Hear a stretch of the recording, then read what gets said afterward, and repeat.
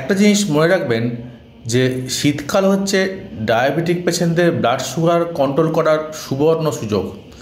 তার কারণ শীতকালে হাঁটতে কোনো অসুবিধে নেই এবং হাঁটলে খুব বেশি ঘামও হবে না, আপনি স্বাচ্ছন্দ্যে হাঁটতে পারেন।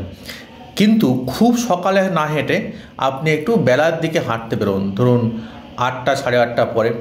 এবং যদি সেটা আপনার সম্ভব না হয়, দুপুরবেলা খেয়ে দিয়ে একটু বিশ্রাম নিয়ে না ঘুমিয়ে বিকেল 3টে সাড়ে 3টে নাগাদ বেরিয়ে পড়ুন এবং 5টার মধ্যে অবশ্যই ঘরে ফিরে আসবেন। তাহলে কিন্তু আপনার ঠান্ডা লাগার সেরকম সম্ভাবনা থাকবে না। আর যত জোরে হাঁটুন না কেন এক্ষেত্রে ঘাম হওয়ার কোনো সম্ভাবনা নেই। সুতরাং ব্লাড সুগার খুব তাড়াতাড়ি কমিয়ে ফেলতে পারবেন যদি আপনি নিয়মিত একবেলা হাঁটেন বা দুবেলা হাঁটতে পারলে খুব ভালো হয়। এবং শীতকালে আরেকটা খুব ভালো জিনিস, সেটা যে প্রচুর শাকসবজি শীতকালে পাওয়া যায়। এখন ধরুন পালং শাক, আপনার হচ্ছে মেথি শাক বা বেতো শাক, মূলো শাক, যে কোনো শাক, এছাড়া তো যেগুলো মরশুমি শাক সেগুলো তো আছেই, লাল শাক। তো শীতকালে অবশ্যই সবুজ শাকসবজি বেশি করে খাবেন। এবং এটা খেলে কিন্তু আমাদের রক্তে সুগারের মাত্রাটা নিয়ন্ত্রণে থাকবে। এবং এখানে যে শাকসবজিগুলো পাওয়া যায় সেগুলো কিন্তু খুবই ভালো।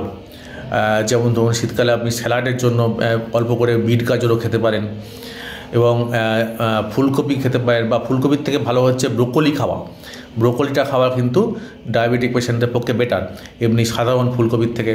এছাড়া বাঁধাকপি আছে এবং বিনস আছে, এই জিনিসগুলো অবশ্যই খাবেন। এবং রোজ পাতে একটা করে শাক রাখতে হবে। এবং শীতকালের যে ফলগুলো সেগুলো কিন্তু খুবই ভালো, মানে ধরুন আপনি রোজ একটা করে কমলালেবু খেতে পারেন, কিন্তু কখনো ফ্রুট জুস করে খাবেন না। বা মৌসুম্বি লেবু খেতে পারেন, বা আপেল খেতে পারেন, পেয়ারা, নাশপাতি, এই সময় পানি ফলও পাওয়া যায়। এই ফলগুলো কিন্তু খুব বেশি আমাদের রক্তে সুগারের মাত্রা বাড়ায় না। সুতরাং এই ফলগুলো নিয়মিত রাখবেন। প্রত্যেক দিন 200 গ্রামের মতো ফল খেতে পারলে ভালো। একটা ফল না খেয়ে 3-4টে ফল মিশিয়ে খান। এতে করে আমাদের সুগারটা কন্ট্রোল থাকবে। আর শীতকালে এখন যেটা হচ্ছে আমাদের মোয়া এবং নতুন গুড়ের হাতছানি তো আছেই। এখন এটা যতটা সম্ভব এড়িয়ে চলাই ভালো। যদি একান্তই খেতে হয় একটু মানে অল্প করে খাবেন, ধরুন একটা মোয়ার অর্ধেক খেলেন বা 1 চামচ গুড় একদিন খেলেন, এবং সেদিন একটু বেশি করে হাঁটতে হবে, তাহলেই শীতকালে ভালো থাকবেন।